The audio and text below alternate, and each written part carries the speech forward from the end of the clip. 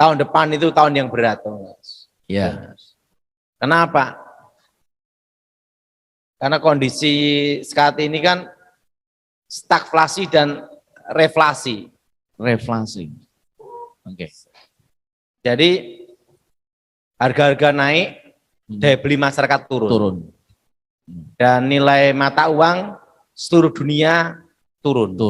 Tahun depan itu nanti mulai terasa berat itu, harga-harga naik itu nanti bulan Maret ke atas, Thomas, Jonas. Oh.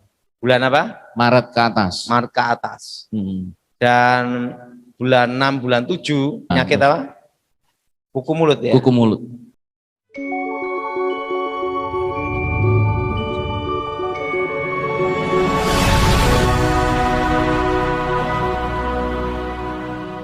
Ya, ya, shalom, selamat malam, Bapak Ibu Saudara. Ya, yang di sini saya juga menyapa, shalom. Saya menyapa ada dari kota mana aja nih? Jakarta ya? Wah, dari sana. Surabaya, ya, dan di Jombang, Semarang, Bangkalan, oke lengkap. Ya, shalom, selamat malam Pak Daud. Shalom, ya, Jonas. Ya, apa kabar Pak Daud? Aman semua. Aman semua. Ya, baik saudara, terima kasih. Ya, kita ada live ngobras kita di rumah makan ayam kampung Mbok Rasyem. Sudah menikmati ayam semuanya? Wah, gimana rasanya ini? Enak. Oke. Ya, baik Pak Daud, mungkin sebelum kita mulai, mari kita berdoa ya. Doa dulu. Aku mohon kuasa Elohim bekerja, kekuatan Elohim bekerja. Bebaskan dari jahat, bebas dari kutuk. Kuasa Yesus bekerja, lawat sampai pribadi Tuhan. Kerajaan Tuhan datang dan menjadi. Nyata lawatanmu Tuhan secara khusus, dan nama Yesus yang dimuliakan. Berkati kami semua Tuhan. Amin. Amin. Baik Pak Daud.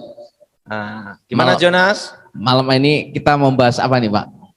Ini Jonas, ini tahun depan itu tahun yang berat, Thomas. Ya.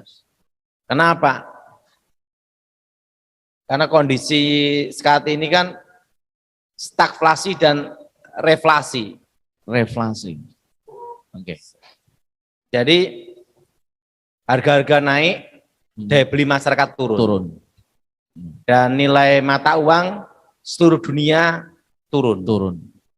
Nah, Indonesia pun turun. Oke. Dengan harga-harga naik. Nah, tahun depan itu yang bekerja nanti adalah roh ketakutan.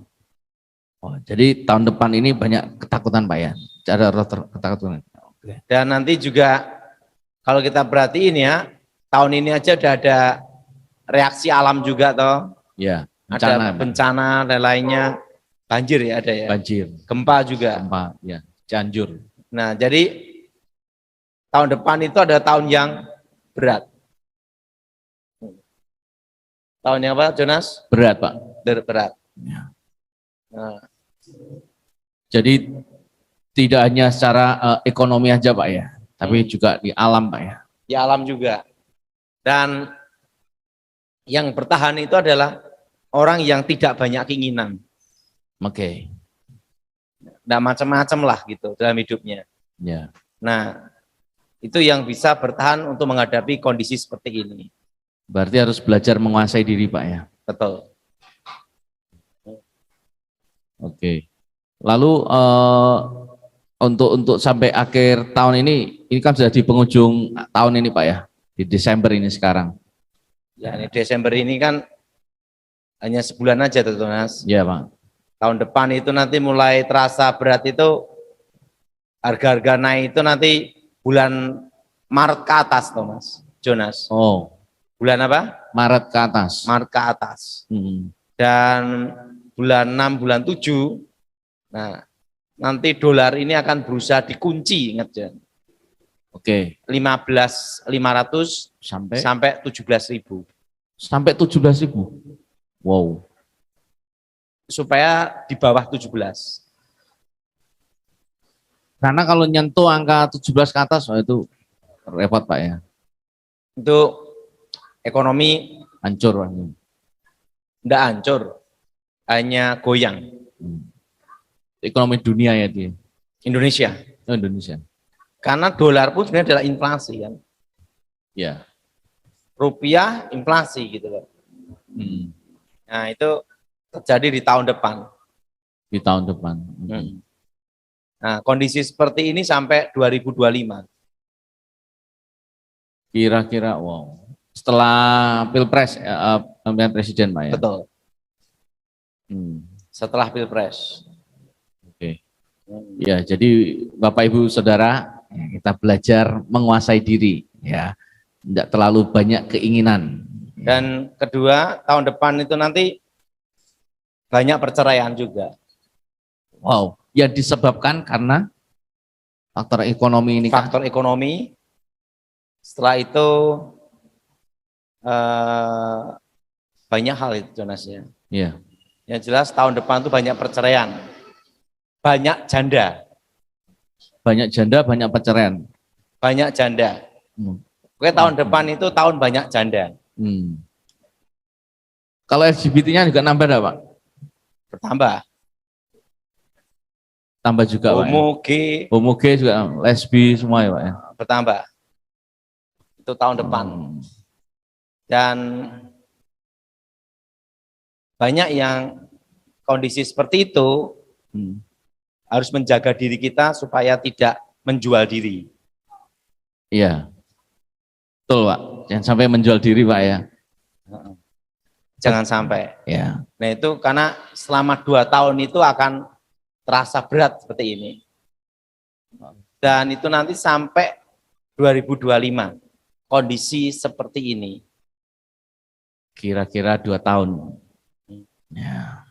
Pokoknya yang punya hutang banyak, dia harus siap untuk beli kelapa kopior atau nanam pohon kelapa kopior. Untuk apa itu, Pak? Pada tuh pusing, minumlah kelapa kopior. Pada saat nggak punya uang, minumlah kelapa kopior. Ada lagi, Pak. Lama-lama kepalanya kopior. Ya. Jadi kalau lapar bisa makan kopiornya, kalau haus bisa minum air kopiornya. Kalau uangnya habis, Pak, bisa buat minta-minta. Batoknya. Batoknya. Itu banyak manfaatnya. Aduh. Kepala juga kopior. Kelapa kopior. Dan kondisi itu sampai 2025. 25. Oke. Iya, Pak. Tapi tetap tenang, Pak ya. Tenang. Anak-anak Tuhan, Pak ya. Amin, Pak ya. Jadi nggak usah takut, saudara. Ya, kita anak-anak Tuhan, kita percaya semua di dalam penyertaannya. Amin. Ya. Jadi ada lagi, Pak, kira-kira apa ini, Pak? Pokoknya kita akan melewati itu 2 tahun ini adalah tahun yang berat. Tahun yang berat. Tetapi bersama Tuhan kita mampu, ada penghiburan, ada kekuatan. Amin. Segala Amin, perkara dapat kutanggung di dalam Dia. Amin. Ya. Dan tahun depan itu akan banyak kebangunan rohani juga. Yes. Dan banyak yang cari Tuhan. Amin. Karena kondisi stres. Dan apa pesan saya tahun 2020 akan mereka pahami kenapa berkebun. Waktu itu orang berpikir hal yang konyol, Pak ya.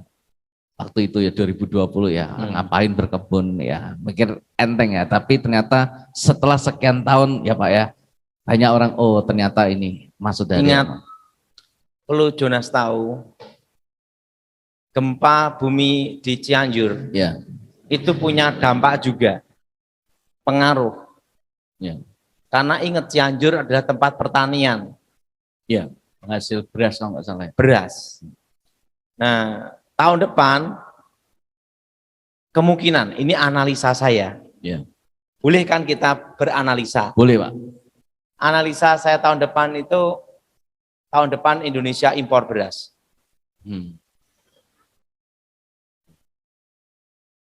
Nah, kalau sampai terjadi tahun depan impor beras,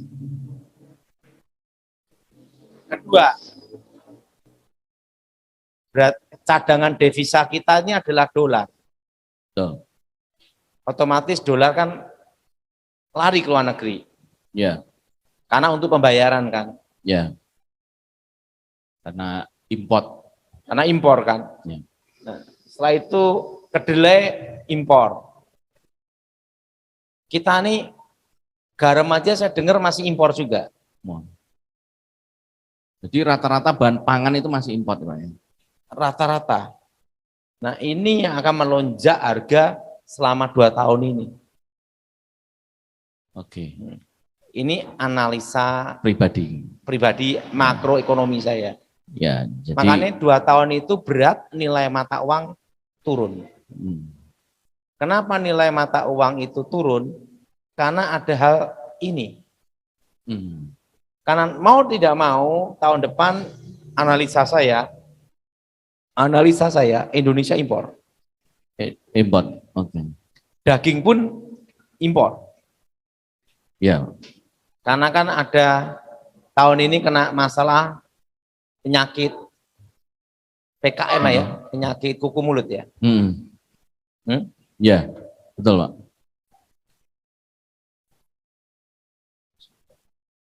Penyakit apa? Kuku mulut ya. Kuku mulut. Sapi ya. Iya. Nah, ini mau tidak mau tahun depan impor. Jadi kalau dengan impor semua, otomatis rupiah melemah. Dolar naik. Ya. Karena cadangan devisa kita itu kan dihitung dolar. Kan kita jarang mendengar cadangan devisa Indonesia dihitung emas. Ya. Tapi apa? US dolar. Jadi analisa saya tahun depan itu beratnya di situ. Ya. Dan bulan 6, bulan 7 analisa pribadi saya, ini pribadi ya. Ya. Dolar bisa, kita cari dolar agak susah. Agak sulit. Karena adapun harganya naik. Gitu. Tapi ditanya dolar berapa? Saya rasa tahun depan sudah ada pembatasan untuk orang beli dolar. Enggak sembarangan ya Pak? Enggak sembarangan. Mungkin ada syarat-syarat khusus ya untuk bisa membeli dolar Pak ya? Oke. Nah itu saran saya gitu. Ya, jadi saudara ini adalah pendapat pribadi Pak Daud ya, jadi tidak nanti disalah artikan, nanti responnya disalah, jadi nggak kacau-kacau semangat. Ini jadi, bukan Tuhan yang ngomong. Ini bukan Tuhan ya, karena banyak nanti kaitan dengan Tuhan kacau nanti ya. Ini jadi, analisa pribadi bisa benar bisa enggak ya, tapi ini analisa pribadi Pak Daud. Jadi dolar itu nanti akan diusahakan terkunci di 17.000. Kalau di atas 17.000 ekonomi goyang.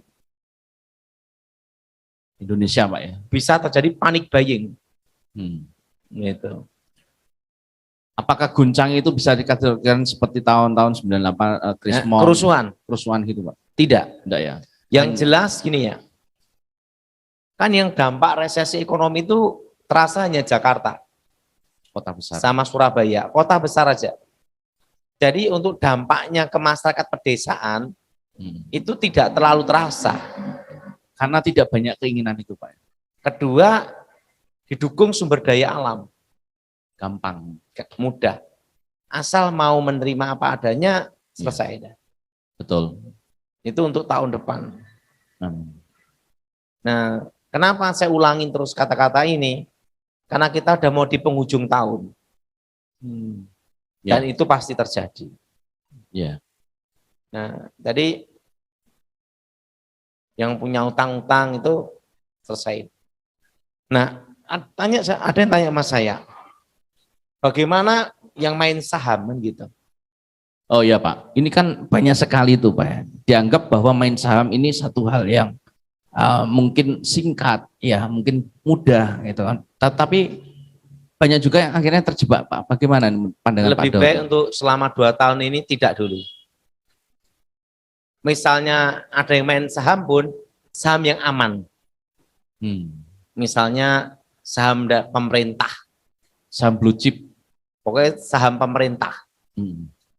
Kalau saham pemerintah itu kan pengamanannya safety ya. Nah, tapi yang jelas Karena tahun depan itu tahun yang berat. Berat. Ya. Dan tiba-tiba rontok atau naik susah diprediksi. Jadi paling aman adalah apa? Ya. Main aman. Main aman ya, Pak. Tahun depan itu tidak bisa main gambling adu sakti, tidak bisa. Ya.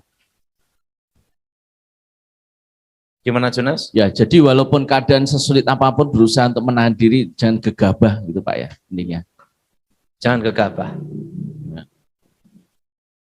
Oke, ya saudara, jadi pesan Pak Daud, apapun yang terjadi, kita mengandalkan Tuhan.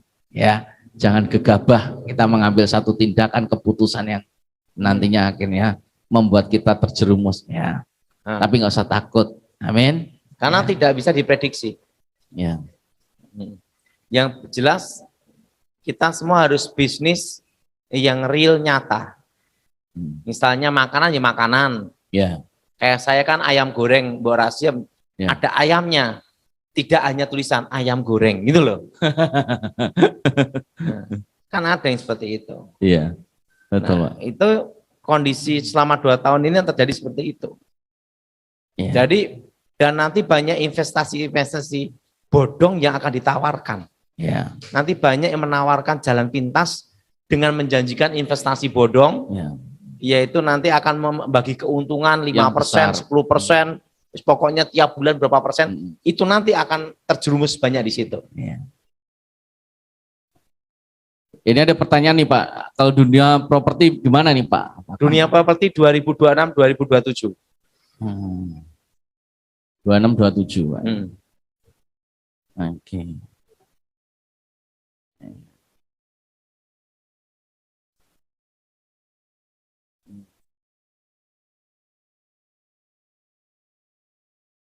Nah, ini ada pertanyaan nih Pak. Shalom Pak Daud, saya mau tanya kenapa ya setiap pertengahan doa tiba-tiba puasa muncul sebuah bencana alam seperti angin puting beliung dan genangan air banyak, mayat manusia bertebaran, tapi saya tetap melanjutkan doa saya hingga suatu malam terdengar di telinga saya saat mau tidur, malam sangat lembut anakku, aku di sampingmu. Itu gimana ya Pak Daud? Udah tenang aja, penting aman itu aja. Betul, amin. Ya baik Bapak Saudara ya, jadi untuk tahun depan kita nggak perlu khawatir, amin ya, tetap andalkan Tuhan. Ya, ada lagi Pak yang dia sampaikan Pak, sebelum nanti ketanya jawab ini. Jadi tahun depan ini Jonas ya, yang memutar roda ekonomi itu karena pilpres saja. Udah saya beritahu kan? Betul. Jadi pilpres ini yang menjadi setitik terang atas Indonesia. Kenapa? Ekonomi bergerak. Ya. Sembako bergerak. Kuliner bergerak. Konveksi bergerak. Karena pilpres. Ya. Partai-partai perlu bikin baju. Betul. EO laku. Ya. Penyanyi dangdut laku. Penyanyi rock laku. Penyanyi yang bingung-bingung pun asal bisa nyanyi laku juga. Pokoknya semua jadi laku dah pokoknya. Iya, betul. Iya, karena untuk pilpres Pak ya. Pilpres. Jadi itu membantu Pak ya. Itu yang menolong Indonesia setitik terang. Kalau kita ngomong batu bara, mineral, kan yang segelintir aja yang menikmati. Betul. Tidak semua rakyat Indonesia bisnis itu. Ya. Nah, tapi pilpres itu semua pesta demokrasi gitu kan. Ya. Jadi ekonomi berputar tuh karena itu. Iya Pak. Nah itu Jonas. Ada yang mau tanya? Mungkin dari Bapak Ibu Saudara yang ada di sini, ya kita kasih waktu untuk kesempatan bertanya dengan Pak Daud langsung. Mungkin ada? Ya Bu. Oh nanti itu ya Bu ya. Oke, ada lagi? Mungkin tanya, Anda mau silakan. Sama malu-malu. Ya, mau tanya apa Bu?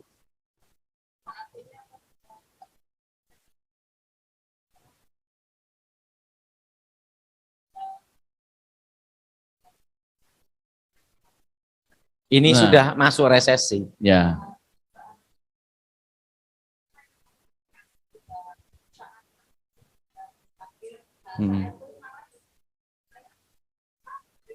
Ya.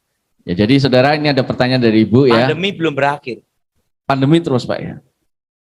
Karena corona ini bermutasi terus sampai 5 tahun. Dan ini memang infonya muncul banyak lagi nih Pak ya, yang terkena COVID. Ya, beberapa tempat. Dan saya mendengar kemarin dari pengusaha di Bandung, bahwa Bandung ini termasuk pengurangan karyawan yang sangat banyak di Indonesia. Jadi sudah terjadi PHK di Bandung. Sekarang masuk resesi. Jadi betul Bu, ya sudah ada pengurangan tenaga kerja di Jawa Barat kemarin. Kan saya beritahu yang kena PHK kembali ke kampung masing-masing untuk berkebun. Ya.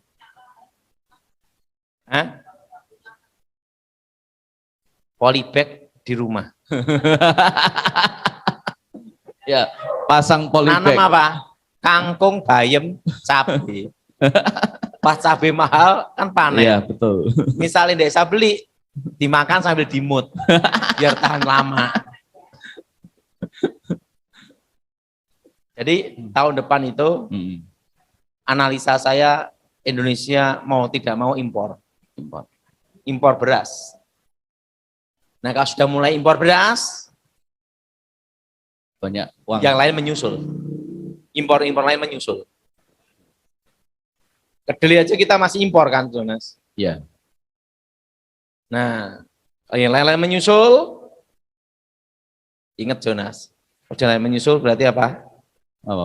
Inflasi. Masuk resesi. Tapi daya beli masyarakat turun, reflasi. Harga naik, tapi pertanyaan siapa yang beli? Ya. Nah, sekarang ini yang peternak ayam pun berdoa. Betul, Pak. Kenapa peternak ayam berdoa? Nah, saya beritahu kenapa peternak ayam berdoa. Pertama, harga makanan naik. Ya. Harga transportasi naik. Ayamnya turun. Mau jual naik susah. Ya. Yang makan siapa? Daya beli masyarakat tuh turun. Nah, mau tidak mau hukum ekonomi turun. Nah, mau tidak mau tuh turun. Nah, sekarang kalau tiap bulan full panennya, yang makan hanya berapa orang aja. Ya, Pak. Nah, tidak dijual, pusing. Kenapa? Makan terus. Jadi peternak ayam berdoa. Ya. Karena tingkat resiko kematiannya juga tinggi. Ayam-ayam sekarang. Jadi peternak ayam juga berdoa. Nah, peternak ikan santai-santai saja. Gitu Pak ya. Kenapa? Nggak beli mancing tuh kalau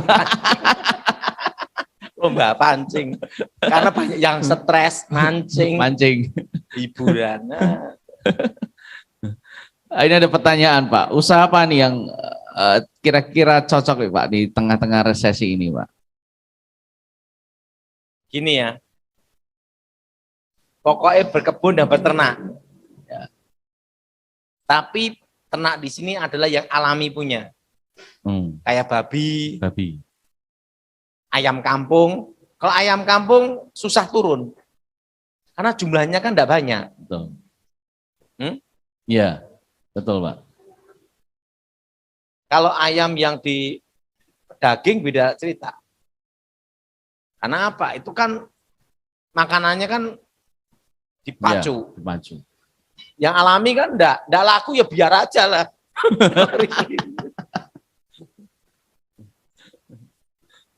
Ya betul Pak.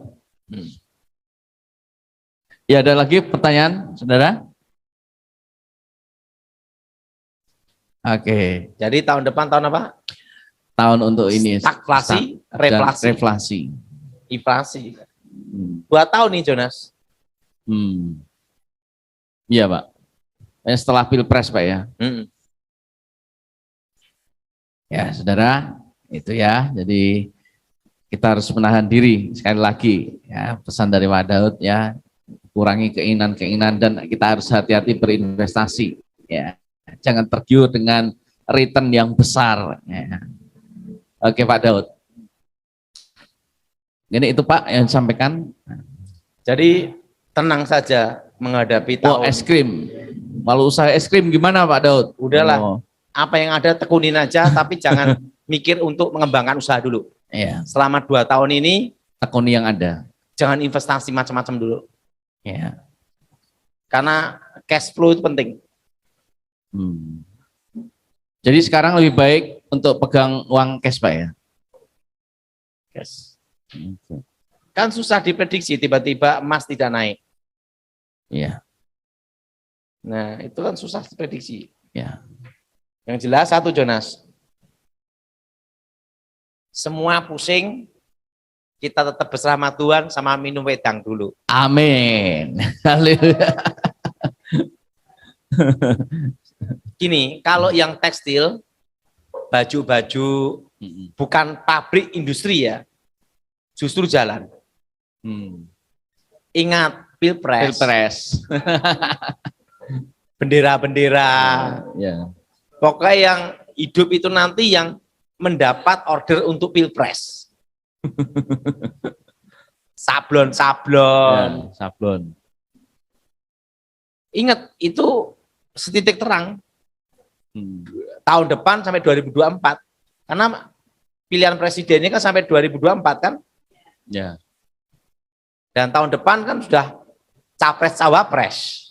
Betul, Pak. Pesan, coba bayangkan, udah capres-cawapres, calon anggota DPR, ya. Calon anggota MPR, ordernya kan banyak itu. Baju-baju, betul? Iya. Bengkel-bengkel ya laku. Kenapa laku? Lah untuk breng. Betul? Mobil-mobil rental laku. Jadi hiburan masyarakat itu tahun depan. Iya. Ada yang tanya senjata biologis ya? Iya, ini ada yang tanya Pak, bagaimana dengan senjata biologis ini Pak? Jadi pokoknya 25 tahun lagi itu bangkitnya virus-virus purbakala. 25 tahun ke depan. Dan untuk hal itu harus ada daya tahan tubuh. Makanya Jonas harus banyak minum wedang. Amin Pak. Semua udah pesan wedang belum? Wedang. Wedangnya enak ini.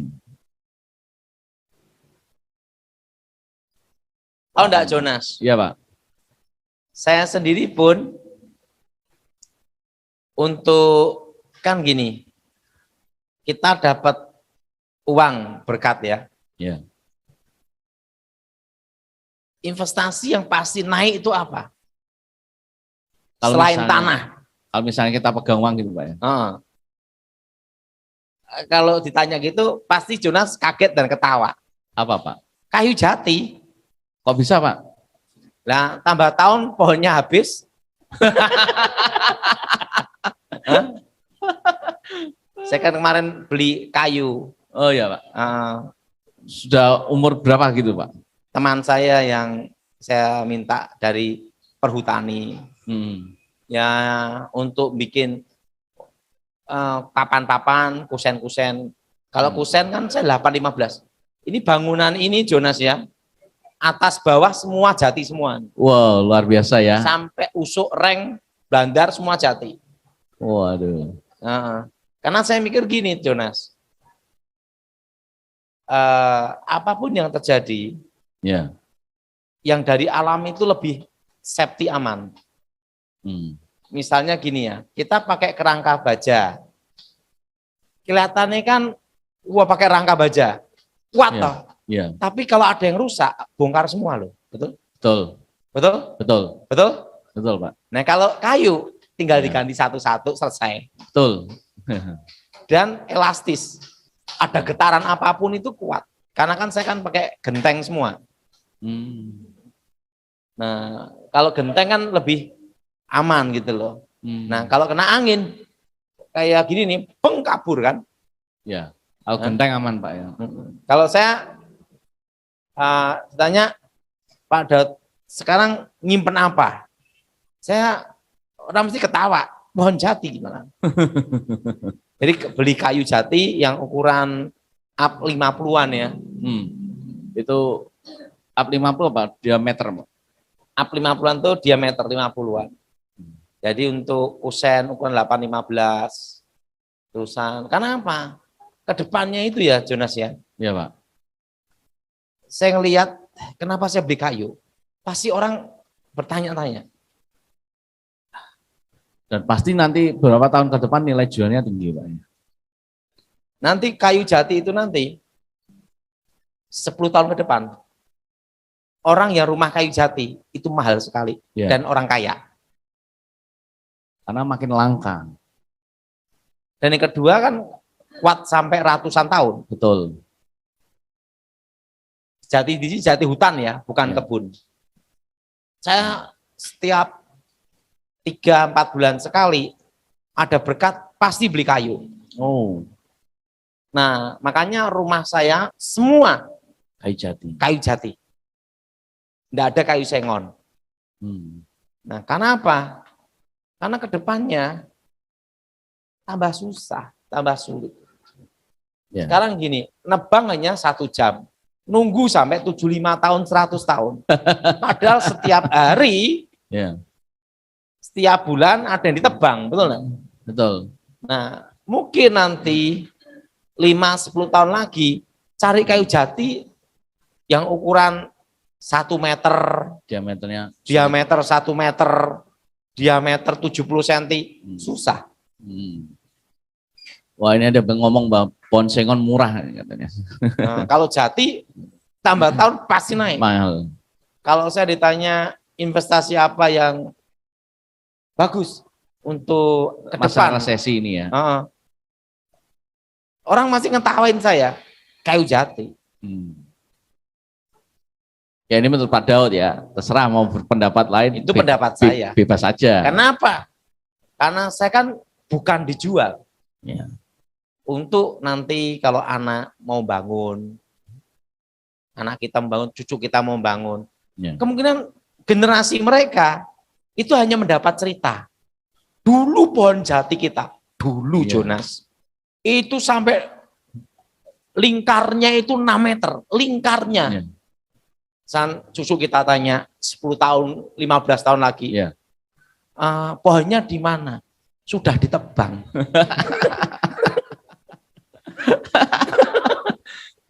Yang ada hanya di cagar alam, hutan lindung. Iya, betul Pak. Nah, bayangin. Jadi bisa terjadi 10-15 tahun lagi, kita hanya cerita dulu pohonnya itu, wah gitu aja dulu. Betul? Betul Pak. Karena sulit ya, apalagi untuk diameter yang besar. Tentu sulit. Ini saya beritahu tentang masa depan. 10-15 tahun lagi, orang akan mencari hal-hal yang alami dan yang kuno. Alami dan yang kuno. Klasik.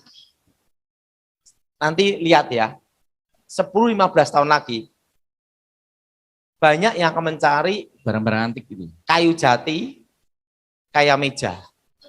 Untuk meja tapi jati. Jati utuh. Karena bisa tentang prestis. Itu kedepannya itu akan terjadi seperti itu. Makanya saya nyimpen kayu jati. Untuk 10-15 tahun lagi. Tapi saya bukan yang mahal-mahal, saya cari yang up 50-an untuk kusen-kusen aja. Untuk ke depan aja. Dan nanti pintu aja, nanti pintu kayu pun juga nanti mahal. Iya. Nah, makanya saya pikir udahlah saya persiapin semuanya. Wah, luar biasa Pak ya. Ya persiapannya apa? Ya itu saya. Kayu. Ya ini menurut pendapat pribadi Pak Daud. Ya. Aneh tak? Ya aneh Pak, investasinya kayu jati. Ya. Biasanya kan emas, ya ini Pak Daud jati, tapi bukan jati emas, ya. Beda Pak ya jati emas. Iya, jati hutan saya. Nah, rumah saya pun jati semua, termasuk yang di Di kebun. kebun. Itu pun tempat duduknya pun semua jati hutan semua. Kenapa? Karena ke depannya nanti kayu jati itu sekalipun sudah dipakai sampai 20 tahun ke depan, tetap harganya tambah naik. Ya. Pertama kita untung make. Betul. Untung yang kedua Aman. aman. Ketiga 20 tahun lagi pas naik. Harga naik. Walaupun sudah kita pakai. Karena Betul. 20 tahun itu kayu jati belum apa-apa, masih kuat. Sampai Betul. ratusan tahun kan. Betul. Tapi jati hutan ya, bukan kebun. Ya. Itu pun bukan jati luar Pulau Jawa loh ya. Kalau saya stok jati, selalu saya pohon jati, kayu jati dari Bluro Cepu, Itu Jawa yang Tengah. terbaik Pak ya. Bluro, Cepu, Ngawi, Pati. Itu yang saya pilih. Kualitas yang baik Pak. Bagus. Kendal juga oke lah, pokoknya Jawa Tengah lah. Jawa Tengah. Bukan jati Jawa Barat ya. Jadi saya stok kayu jati tidak jati Jawa Barat, jati Jawa Timur tidak. Jawa Tengah. Pokoknya kalau kita yang tinggal di Jawa Tengah, stok kayu jati harus dari Jawa Tengah. Surabaya pun tetap jati Jawa Tengah. Karena apa? Diakui terbaik di dunia. Terbaik. Wow. Nah makanya kalau saya ditanya investasi apa Pak Daud sekarang, orang mesti nanya kaget. Nah sekarang gini,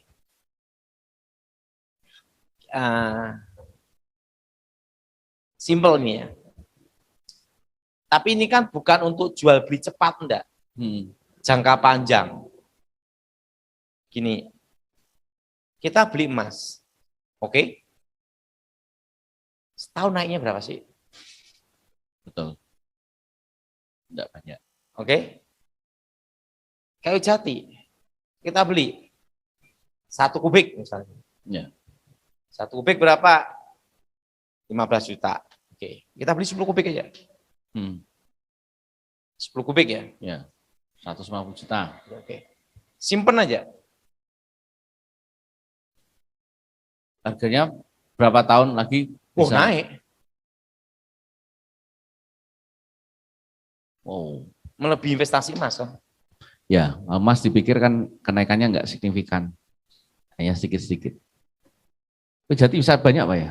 Itu dalam bentuk gelondongan atau masih gimana itu Pak? Kalau saya jati itu, kalau mau nyimpen itu Pak? saya itu begitu beli misal 15 kubik, langsung saya belah. Dibelah, jadi papan ukuran 3 cm lebih dikit, sama untuk kusen 8-15. Karena itu yang dipakai. Ya. Itu beli gelondong itu enaknya kita masih ada kesetan kayu termasuk untuk reng usuk ada semua. Ya. Nah, kita itu udah disimpan itu aja plek. Dan dianggap uang hilang gitu aja. Nah, nanti karena saya dulu ya enggak kepikir ke situ gitu loh. Saya punya teman dia beli kayu jati itu murah-murah sekali. Lebar 1 meter, lebar 1 meteran. Pohon jati lebar 1 meteran. Wow. Untuk papan 90 cm. Pokoknya dia beli terus. Wow. Harganya 1 lipat. Nah, tak pikir-pikir bener juga dia ya gitu loh. Makanya selama 2 tahun ini setiap 2-3 bulan sekali saya beli kayu. Kayu jati. Tapi Jawa Tengah punya. Karena kualitas dunia. Kualitas terbaik di dunia. Dan tambah tahun kan habis. Iya. Makanya saya beli kayu jati. Karena mau nunggu pun 75 tahun lagi. Iya. Dan sekarang gini Jonas. Emas naiknya berapa? Ya. Kita jual lagi pun karena ada potongan juga. Betul? Kita beli kena PPN. Ya. Betul enggak? Ya. Nah. Wow. Saya nyimpen kayu jati sampai ada satu gudang jati semua. Tapi resmi ya. Jadi saya beli di perhutani teman saya. Ya. Wow, luar biasa. Tapi bukan yang besar-besar enggak, yang ukuran untuk kusen. Kalau yang tadi meja ukuran 1 meter itu tergolong besar, Pak ya? Susah. Langka, Pak ya? Kalau Jonas mau beli, berdoa dulu. Harganya pasti mahal. Itu yang nyimpen kayu jati yang ukuran itu, kawan saya itu banyak banget. Wah itu harganya udah enggak ternilai. 5 tahun lagi aja dah, lihat. Iya. Hah? Wow, saya baru tahu ini, Pak. Enggak kepikir. Sekarang gini, saya beli kayu jati 5 tahun yang lalu, per kubik ya waktu itu, beli kayu ya per kubik, itu kira-kira ukuran 50-an, itu ya, itu Ya. masih 10 jutaan. Per kubik. Per kubik, gelondong ya. Ya. Panjang kira-kira panjang kira-kira itu 2,5 sampai 2,90 meter. Hampir 3 meter ya. Waktu itu saya belinya iseng-iseng aja. Sekarang Sudah 15-an. enggak boleh. Enggak boleh.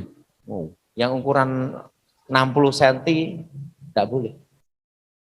Oh, Up 60 cm enggak boleh. Banyak juga ya. Makanya tak pikir-pikir, teman saya pinter juga dengan pohon jati gitu. Nah, akhirnya saya selama hampir 2 tahun ini, Jonas.